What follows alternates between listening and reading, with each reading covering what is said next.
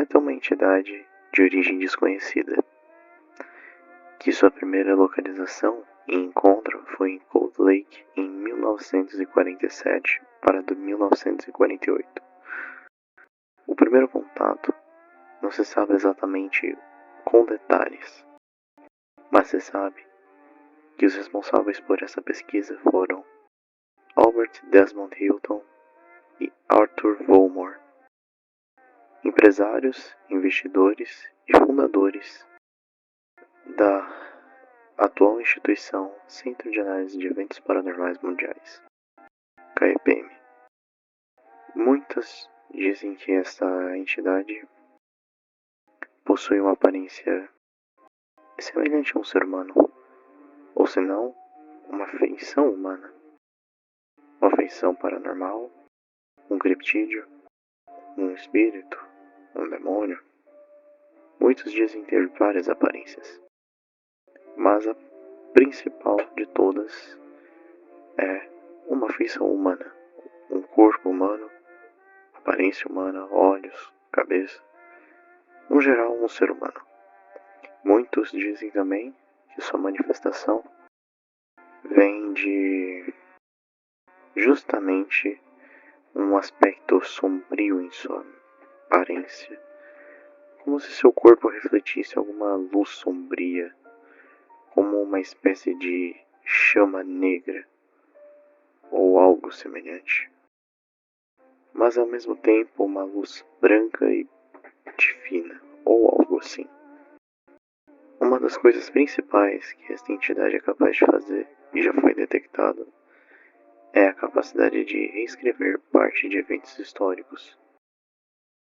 Não somente isso, mas também trazer à vida a manifestação de coisas das espirais. Ele não pode ser facilmente encontrado na natureza, tampouco ser capturado. Na verdade, não se sabe ao certo se algo pode ser feito. Qualquer coisa, não se sabe. A única coisa que podemos fazer é, toda oportunidade que tivermos, tentar entender essa criatura. Mas não somente vamos falar do poeta neste episódio. Vamos falar dos seus efeitos, ou pelo menos de uma das consequências mais estranhas do que aconteceram dentro do KPM, o Projeto Éden. O Projeto Éden foi responsável por categorizar um dos incidentes mais complexos, mais bem documentados, também um dos mais desconhecidos pela instituição inteira, e não somente isso, um dos mais perturbadores de todos. Não chega a ser o principal, mas é um dos principais. Bem, o poeta se sabe que ele tem influência sobre o ambiente em que ele está. Ou seja, ele pode influenciar o destino e não somente isso, mas a história como um todo. E uma das coisas que paramos para perceber era justamente o fato de que a entidade ela poderia trazer uma espécie de vinha ou vegetal de aparência escura, como se fosse um vegetal em estado de necrose ou algo semelhante, e que colocado em recipientes, objetos e até mesmo condições químicas, ele se adaptava para ser resistente o suficiente, quase como o próprio poeta faz, se adaptando à visão de cada um ali presente, e cada um lutando da forma que entende e que consegue compreender de acordo com a sua concepção do que é o poeta, o que se torna mais complexo para categorizar tal entidade. Após analisarmos inicialmente esta vinha, decidimos apelidá-la de Vel, que vem da abreviação do nome em latim e científico da planta de Victi Edenis obscura, vinhas obscuras do Éden. O que se sabe dessas plantas? Que elas são capazes de se adaptar a muita coisa. E não só se adaptar, mas possuir coisas. Foi colocado a testes iniciais uma carcaça de um rato morto, sem ossos, sem órgãos, sem olhos, simplesmente somente a pele. E o que se descobriu?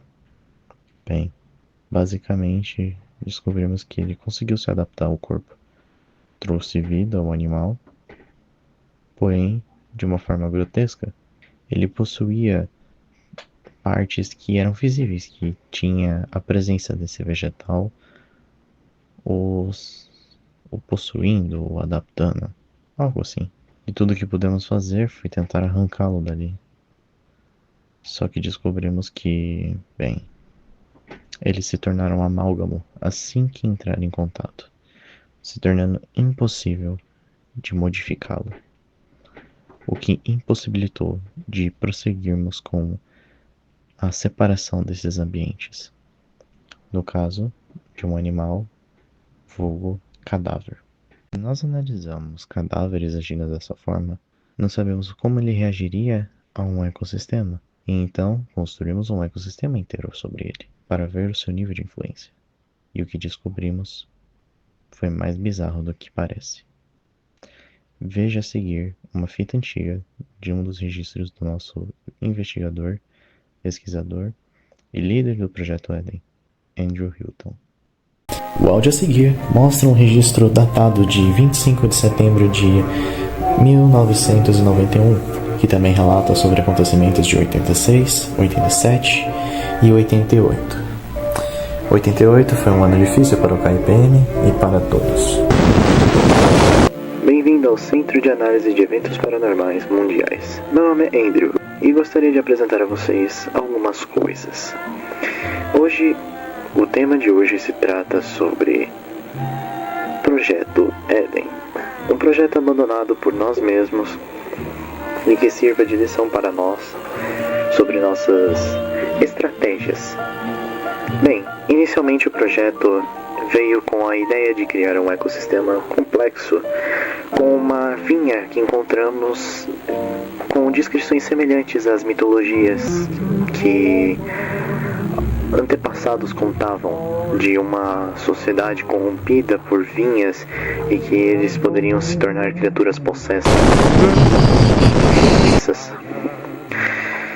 Não só isso, mas também queríamos ver se existia essa possibilidade e também do que era capaz e que benefícios poderiam se trazer para os seres humanos com estas vinhas. Bem, foi isso que quisemos fazer na região de West Monroe, na região do Cheniere Lake, em Louisiana, nos Estados Unidos. Começamos os nossos testes aproximadamente no dia 15 de agosto de 86. Em 86 começamos os nossos testes. E acreditamos que seja possível que possa ser utilizável. E que não só isso seja benéfico para a sociedade como um todo. Mas não foi isso que descobrimos. O contrário, ela conseguiu... Bem, vamos realmente aos registros da época, né? Deixe-me pegá-los. Pronto, peguei os registros. Eu vou começar com algumas notas básicas.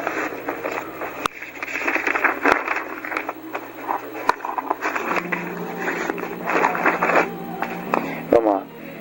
Os primeiros registros dizem que eles colocaram algumas pessoas como cobaias, tanto do sexo masculino como feminino, e pessoas de diversas idades, incluindo crianças, e idosos, adultos, adolescentes, etc. Nesses registros foi também documentado que essas pessoas começaram a sentir sintomas estranhos. O primeiro deles está registrado numa outra folha, aqui, né, que diz justamente as seguintes informações: dores de cabeça, tonturas, aparentemente também tem esquizofrenia, loucura, ritmo de batimento cardíaco acelerado, dificuldade para respirar, falta de circulação de sangue em algumas áreas, veias com um aspecto de necrose, olhos ficando cegos e outras coisas estranhas foram relatadas. Muitos desses eventos não foram registrados com fotos e nem mesmo com rabiscos, anotações em desenho, tirando por alguns que foram registrados e que temos as imagens como documentos e tudo mais. Não só isso, mas também, pelo visto, descobriram que o comportamento dessas pessoas mudaram. Essas pessoas estavam agindo de uma forma diferente, agindo como se existisse uma espécie de entidade que sobrepôs a todos ali presentes. Não só isso, mas também foi documentado outra coisa. Foi documentado também que algumas dessas pessoas que viviam falando de supostas entidades ou algo do tipo, também disse que, abre aspas, ele está por vir e virá de uma forma tão grandiosa que as pessoas não saberão do que se trata.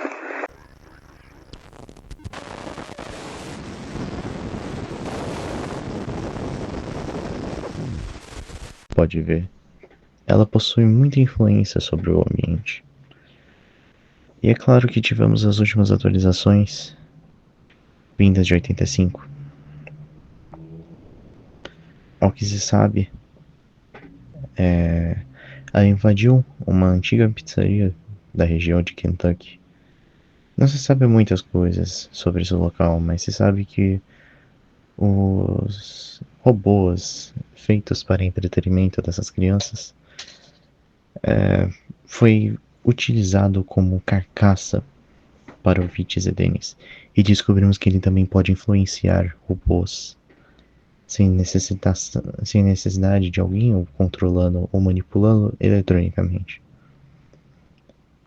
Basicamente, ele é um hospedeiro autoconsciente que não se sabe quais são os seus verdadeiros limites, não se sabe como pará-la.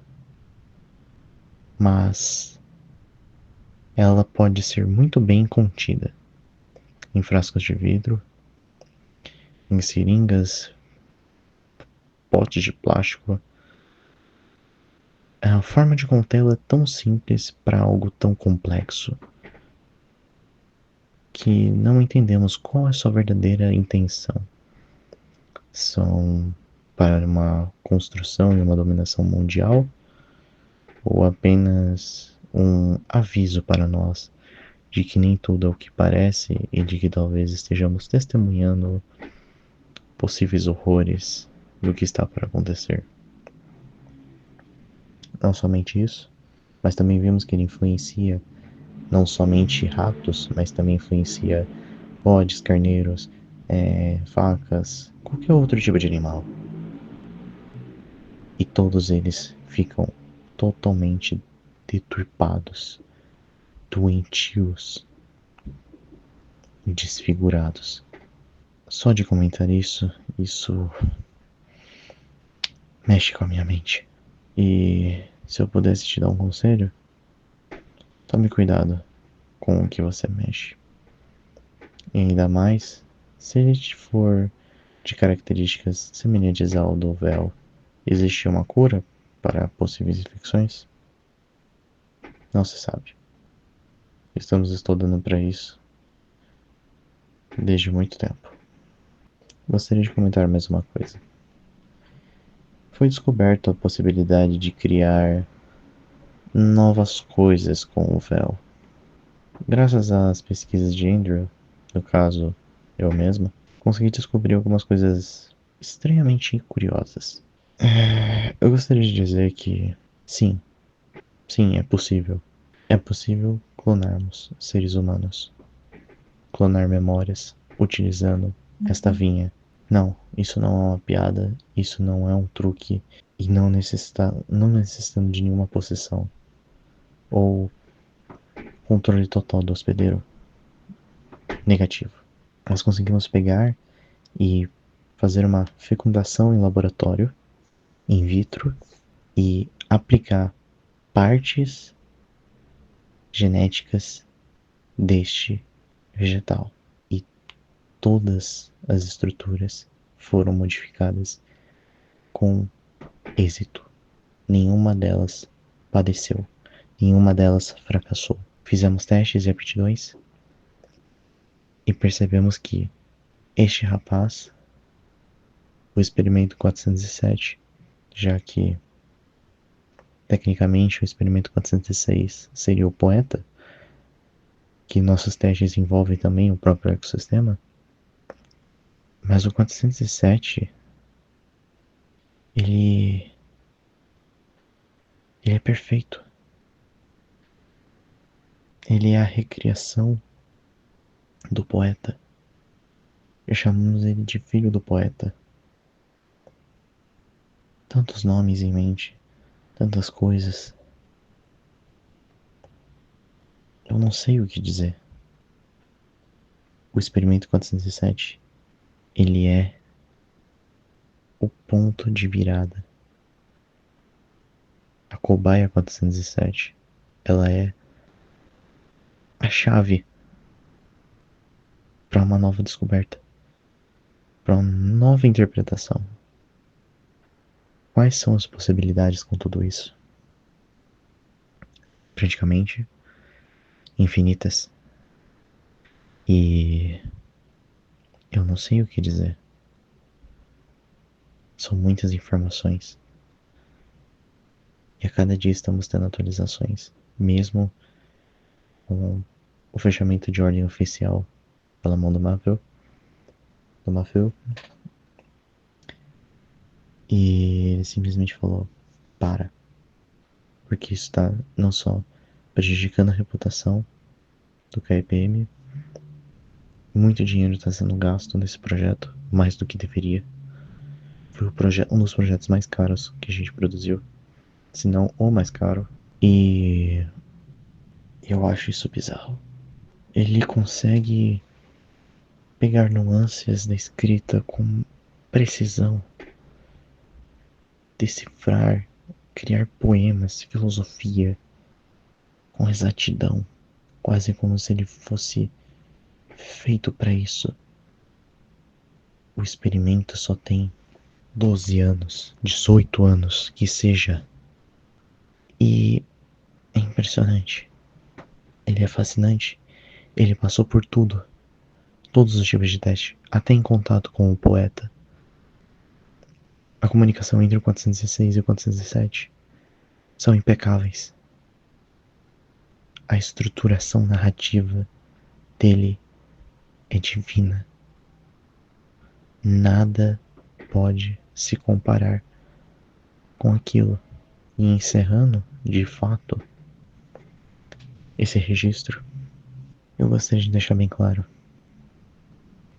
de que ele criou laços familiares, laços de amizade, laços de interesses românticos e interesse de ter uma prole, mesmo sendo infértil. E mesmo assim, ele continua sendo daquele jeito. Um ser humano de aparência fixa, diferente do poeta, que ele consegue descrever tudo. Ele consegue pegar coisas que nunca imaginamos que seria capaz de acontecer. E isso é fascinante. De qualquer modo, eu continuarei vendo isso enquanto eu estiver vivo. Eu me sinto um observador doentio, vítima dessa criatividade paranoica. Parece que eu estou adentrando uma espécie de abismo. E isso é fantástico.